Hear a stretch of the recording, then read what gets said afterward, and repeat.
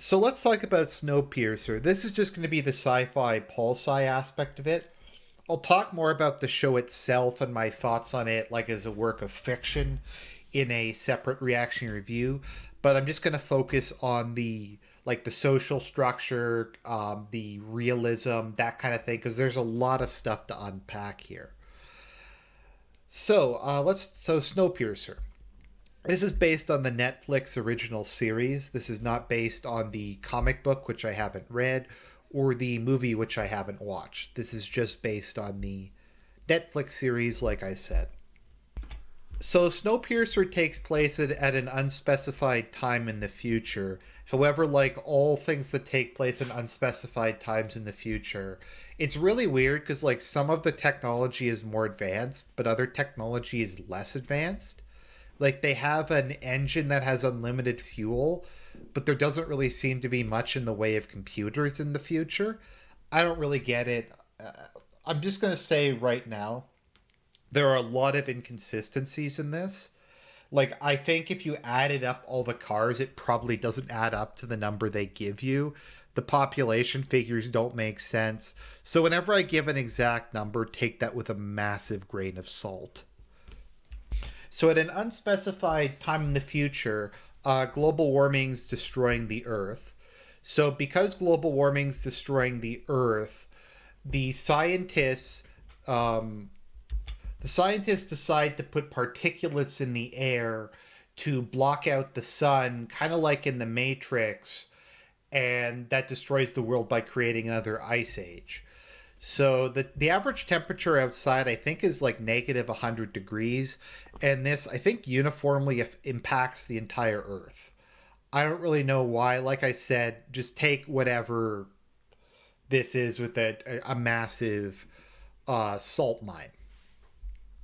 So that destroys most of humanity. However, the remnants of humanity are on board Snowpiercer, which is a super train that is 1,001 cars long, and they somehow built a track that covers the entirety of the Earth. Like it goes through Paris, it goes through the Rocky Mountains.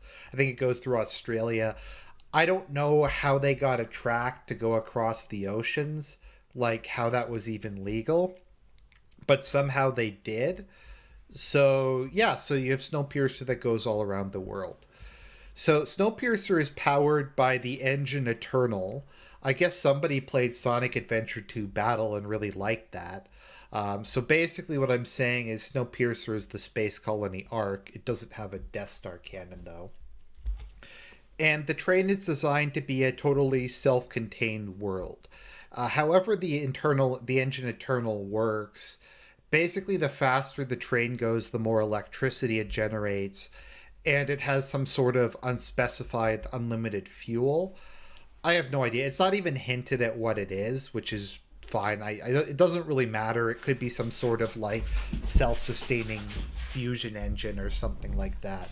Who knows? But because of the essentially unlimited electricity, the train is designed to be completely self-sufficient. So they have agriculture on board. There's greenhouse cars. There's cars that have things like they have like a cow car, like several cars where they raise cows, they raise pigs. There's cars that have sanitation plants, cars that are batteries. Basically everything you'd need to keep a civilization going. So they claim there's about 3,000 people on it. I don't really know if that's true or not. We'll just take the numbers they give us, like I said, with a big grain of salt. So that's Snowpiercer, 1,001 car train. Like I said, I don't know if all the cars add up. So within Snowpiercer, there is a very strict caste system. As it's a train, they're called classes. So let's just go through the classes. So half of the train is occupied by the first and second class, which make up, I think, about 30% of the population. Although, from the way that it's portrayed on screen, I would estimate it's probably they're more like 20% of the population. We're just going to go with 20%. First class, I think, is 1% or less than 1% of the population. Actually, no, it's probably 2 or 3. Just thinking how low the overall numbers are. There's probably about 100 people in first class, if that. And then there's second class. Okay, so first class are people who personally knew Mr. Wilford, who is the man who supposedly designed the train and built it with his immense fortune. So these are people, the richest people on earth, multi billionaires, people who, like I said, were early investors. It's not very specific. They don't really give any details as to who these people are. So I don't know. They could be politicians, they could be military leaders. It's not very well established. I think they're trying to avoid bringing like real world politics into this and just leaving it as kind of being metaphorical. Because realistically, there should be like George Soros on this and like Warren Buffett on this and stuff like that. But whatever. So the people in first class don't really do anything, they don't have a skill set per se.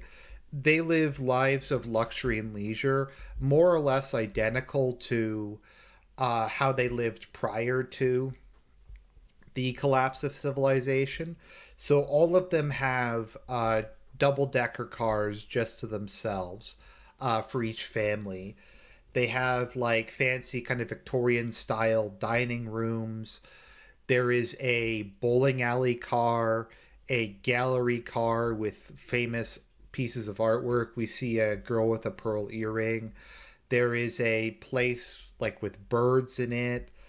There's all kinds of stuff. There's a sauna, like a pool, and all of this exists for the very small population in first class, and the rest of the train, to a large extent, exists to serve them. Now, I mean, there's an inherent instability in this because they aren't necessary, and we'll get into what the other classes do, but they don't really contribute anything. They aren't even really a governing class. They just kind of live a life of leisure and luxury. So there's nothing really that they contribute or that's necessary about them. Second class is more or less the middle class. I mean, that you didn't see that one coming. First class is upper class, second class is middle class. So second class is all of these skilled professionals.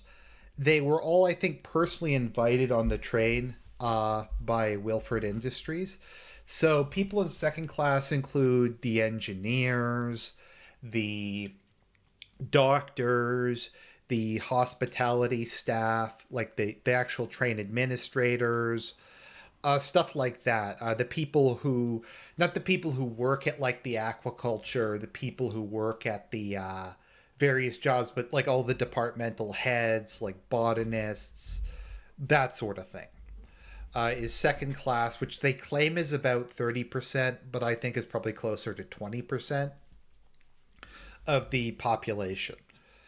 From our understanding, reproductive privileges are unlimited for the first and second class, but the third class has a baby lottery that determines who's allowed to reproduce, and we'll get into why that doesn't make any sense in a minute or two.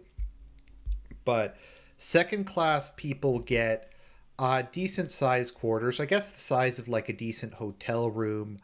They get okay meals. I think they're on a calorie limited diet, but there's a decent range of stuff they get to eat. I'd imagine it's like fairly normal food, like maybe, I don't know, I could see them having like hamburgers and like spaghetti and like bread and okay soups and actual meat and stuff like that. They probably eat okay. They do get regular access to desserts, we do know. So it's pretty nice living in second class. Then we have third class, which is, I think it's the majority of the population. It's at least half of the population. In terms of the population of actual ticketed passengers, it's way more than half. It's probably like 80% of half or so of it. So third class is the unskilled labor. Most of them didn't pay for their tickets. They just kind of came on to earn their keep. So this includes everyone you'd expect to do in working class. So people who work in manufacturing, people who work in sanitation and maintenance, people who like cooks would be third class, that sort of thing. Interestingly, brakemen, which are the train's police force, are actually third class as well, as are jackboots, who are the military force of the train. So, also like sanitation and other extremely critical roles are done by people in third class. They live in fairly crappy conditions by our standards.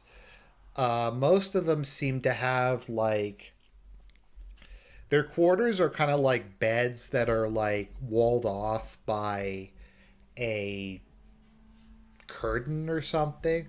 Like they seem to live like en masse. I'm sure a lot of possessions get stolen and stuff, but they don't really complain too much because they at least get food. I don't think the food they get is like particularly fancy. One of the meals we see them having is grilled cheese and tomato soup. There's also a guy who likes to eat fried noodles, is something else they get. So, I mean, they get okay food. It's just not like. It tends to be on the cheaper end. And then you have the tailies who are the lowest. They aren't even within the caste structure. So they're people who stowed away on the train as it was leaving Chicago. And there's about 400 stowaways, and they basically just sit in the back couple of cars, and they just kind of live like animals. Um, I don't know if they like even have toilets. I think they might just kind of piss and shit everywhere. Basically, they just are dependent upon handouts from the generosity of the train management, who just kind of throws them whatever scraps are left over and whatever water or electricity the other levels don't use. I guess the advantage they have over the other social classes is that there's an immense degree of unity within them, and the motto "one tail" is very common. So they call themselves the tailies, and they're basically the underclass of the society. So the kind of the first weird thing about this is you have two classes in the society that are completely superfluous.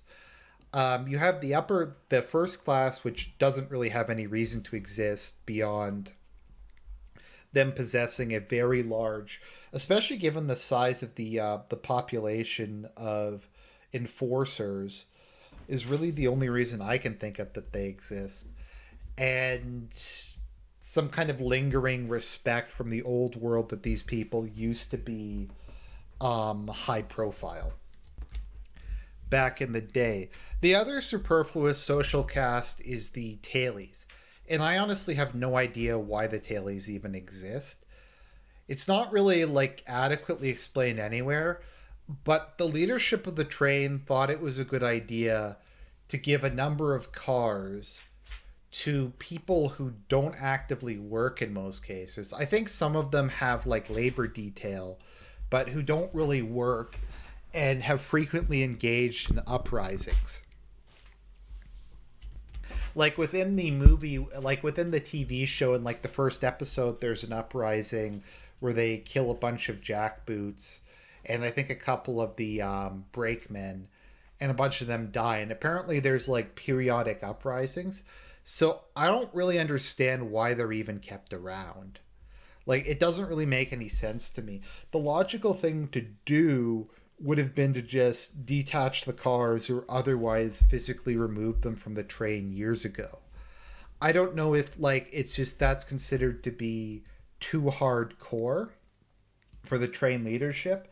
I think the only real logical reason I can think of that they keep the people around is they're seen as a source of surplus labor, where if some people from third class die, they can bring people from the tailies in to fill the labor shortage, which doesn't really make a lot of sense.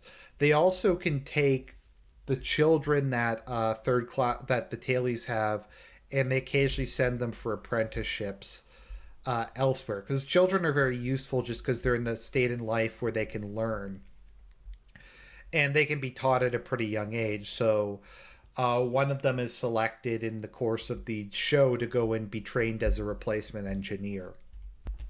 But here's the thing I don't get. Like, why would they rely on a source of potential labor that they treat like animals that's outside of the social system and doesn't conform with the social contract? Like, it doesn't make any sense. The logical thing to do would have been to just either integrate the tailies into third class. I mean, that would have made sense.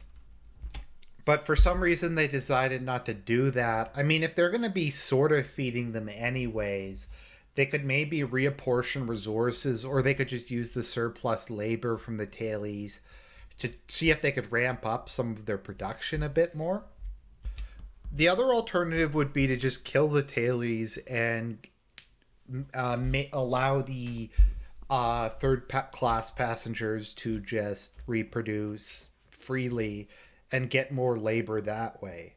I know it'll take a couple years, but the show is into the show indicates that they're into like year 7 of their trip around the world. So I mean, what do they really have to lose at this point in time? Obviously, the whole thing is going to continue on for quite a while. So, I mean, if they had have allowed that from the beginning, the children would almost be at the age where they could start being useful. But for some reason, they decide not to do that. So, the actual government of Snowpiercer is kind of complicated and it kind of defies really easy explanation. So, theoretically, the entire train is the personal property of Mr. Wilford, and he's the absolute ruler of the train. So, spoilers, Mr. Wilford is actually, well, we think at least that he's dead, and he's just a recluse who's been hiding out in the engine car for this entire time over the last 7 years. What we eventually find out is that Wilford is actually dead, and Melanie, who's the head of hospitality and the head engineer, left him to die outside of Chicago. Wilford didn't actually want to save humanity. He just wanted a place where he could basically just drink and whore himself to death. And had Melanie not taken over, the train probably would have collapsed within one revolution. So probably within like 6 to 8 months is how long the whole thing would have lasted. But because of her rulership of it, it's continued on for a much longer period of time. And Wilford has kind of become a deity-like figure. I mean, they call the engine eternal. Wilford is kind of this godlike figure. Every day, people thank Wilford for their survival. The kids are in school are taught to say to thank him, and that sort of thing. So he's become this kind of deific figure. Melanie has a bunch of his speeches, and if he needs to give a speech like over the intercom, she'll cut together some of the things he said in the past. And if someone needs to talk to him on the phone, then she'll get one of the engineers to talk to him. So the only people who know this secret is Melanie and the engineers. So it just kind of, I don't know if you want to call it a technocracy or you want to call it an autocracy or something. Basically, Melanie has sole control over the trade. However, her primary goal is to just keep things running, to keep morale up, to keep the classes in their respective places, and to just basically ensure basic survival.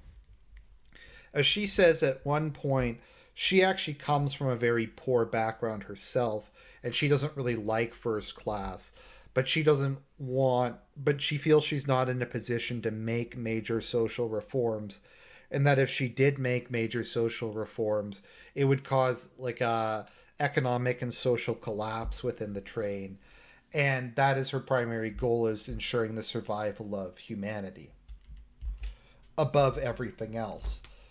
So I think that's a very kind of difficult situation that we're in. Is you have an inherently unstable system where you have a parasitical class that takes up most of the resources, and an underclass like a, well, not even an underclass, like I like to call the people beneath the working class in society the stealing class and the dealing class. So you have a large stealing class and dealing class, and that's going to eventually turn out some way. So I think you can kind of compare this to maybe the French Revolution or the Russian Revolution, in that there's a lot of opportunities to do like somewhat I'm trying to think of how to describe it. Moderate reforms. Like I said, either integrating the tailies into third class or just getting rid of them would have solved that problem.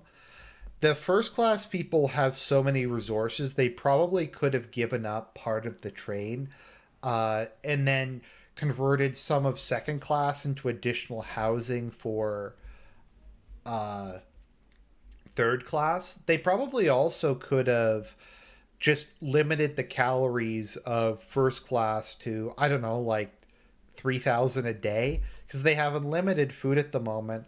So they could just limit it to like a nice amount, and they could still live luxury, but they could stop monopolizing like 50 to 60% of resources for 3% of the population, and maybe lower it to like 20% of the resources for 3% of the population. I mean, there's always going to be inequality, there's always going to be resentment, but you could try to ensure that it's not like a disgusting amount in terms of how much bigger one cast is than another. But that's just not really the way they decide to run it. And throughout the TV show, we do see this social order break down, where the tailies who are continually trying to riot succeed in forming an alliance with the third class. And the third class wants to basically renegotiate the whole deal. And I'm personally kind of sympathetic to it. I think the current system is not good. I think if first class was actually a ruling class, or they had some sort of special ability, special skill set that would be really important, then they might deserve their position. But having spent money in a world that no longer exists isn't really an important thing. It's not really something that should determine it. If anything, if I was building a my own version, first class would be people with technical skills and the administration, and then there would just be that, and then a working class. So I guess there would just be first class and second class, and there wouldn't really be anything else. And first class would have more resources per capita, but you wouldn't have kind of the gross inequality you have. So I think it's in society, it's not so much inequality, it's how much richer the rich are than the poor, or how much richer the rich are than like the middle class. I guess kind of what percentage of total wealth is owned by them is, I think, what kind of creates social instability. So like Japan, for instance, is a lot more economically equal than a lot of Western countries like America. And it's not as if Japan doesn't have billionaires and doesn't have wealthy people and that kind of thing. But like managers aren't like exponentially wealthier than workers, as is the case in a lot of companies in the United States. So it's just a much more kind of egalitarian system, and that helps to keep social disorder in check. And that's obviously something they didn't think of.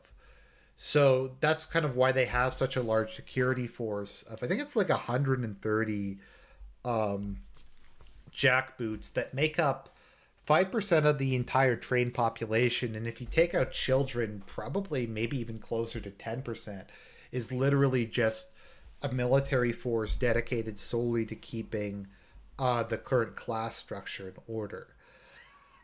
I'm not much of a classist, to be honest. I'm more, I guess, kind of populist and egalitarian than a lot of people I mean, economically and socially, than a lot of people in these circles. So I am very sympathetic to the demands of the third class. My main concern is that if you let the working class, the stealing class, and the dealing class run things. They don't understand like order. They don't understand an administrative system. They don't understand rationing and stuff like that. So like the concern would be if they did rise, if gamers did rise up and they took over the trade, and I think this is what winds up happening. They just eat all the supplies. They'd abandon like all rationing. They might start killing random people from second class and revenge. So who knows? They might kill people like doctors or the people who run the engine, or the people who fix the train, and they might just kind of kill them in petty revenge because they are like dumber on average and less educated and less kind of politically astute. So I really think like what's needed here be more technocratic rather than autocratic, or as the series goes on, we get a military junta that takes power.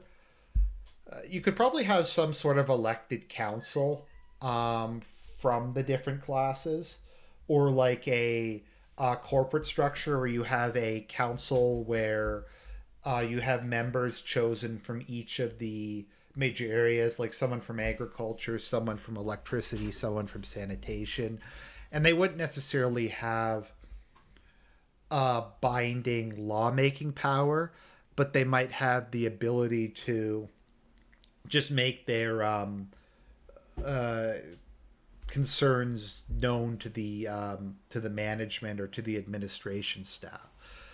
So that's kind of like the structure of Snowpiercer. I think those are some ways it kind of could be fixed. I don't know. I don't have a ton else to say. I think that mostly covers it. I'll talk about the plot and that kind of thing in a reaction review. So, as always, I hope you enjoyed the video. I hope you found